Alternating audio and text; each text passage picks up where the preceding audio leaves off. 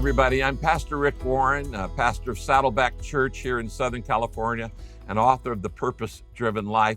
And I'd like to just say a word of testimony about my good friend, John Stott.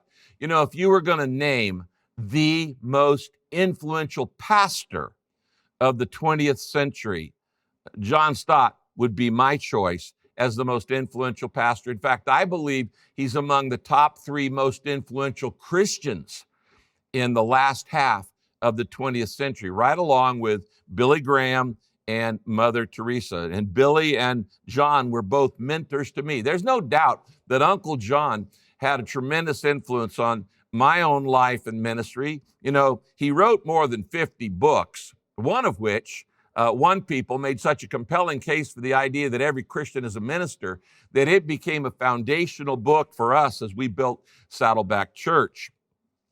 But all of his books are hard to measure the profound impact. But I would say his book, Basic Christianity, since it was first published in 1958, it sold millions of copies. John asked me to write the foreword for Basic Christianity. It's now in 63 different languages, touching people with the power of the gospel. And there are so many stories. I could take several hours telling you personal stories about John Stott and our friendship together. Let me just say 3 that I remember. One of them was years ago, there was a Congress on Bible Exposition, and it was to be a 3-day conference. And it was all the luminaries of the Christian faith come together to talk about Bible exposition. Not one of the speakers the first day actually did an exposition of Scripture until that night when John stood up to preach, and he said, well, we're here for Bible exposition. I think it's time for a little exposition. And he then took a passage of Scripture and exposed us to what it meant to be a part of ministry and taking truth straight from Scripture. Second story that I'll always remember is that one time John and I were preaching a sermon together. We were co-teaching a sermon called For the Global Glory of God at Saddleback Church. It was a mission conference message, and actually it was a weekend message. And the two of us, I had asked John to come and co-teach that with me. And when he came, what was interesting, he showed up in a Hawaiian shirt. And he didn't tell me he was going to be in a Hawaiian shirt. And I showed up in a suit, which was funny because I showed up in a suit to show honor to him, and he showed up in an Hawaiian shirt at Saddleback Church just to be like we were in those days.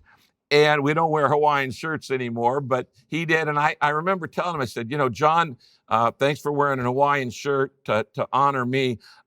Would you take your socks off? He said, not even for you, Rick, not even for you. A third incident is right before John died. I remember flying to London and then taking the train north to the retirement home, the Anglican retirement home for ministers, where he was spending his last days. And I had made this long trip. I literally just went across the ocean just to go see John before he passed away. And Chris Wright and I took the train up together. And then when I went to see him and I walked in, and John is in a complete suit in bed with the covers pulled up.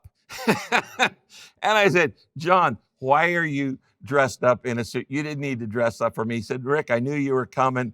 And I just thought that is so typical John Stott, always thinking of honoring other people. John was a pastor to pastors all around the world. One of the greatest things he did was to write the Lausanne Covenant. And as being really the theologian of the Lausanne movement.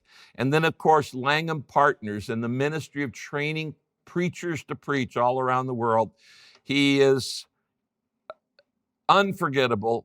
He was indefatigable. He could not stop serving the Lord to the very last second of his life. And I just love John Stott for the influence that he had on my life, on Saddleback Church, on the purpose-driven network of churches all around the world. I miss him, and I can't wait to get to heaven to be with him. God bless him. God bless you all.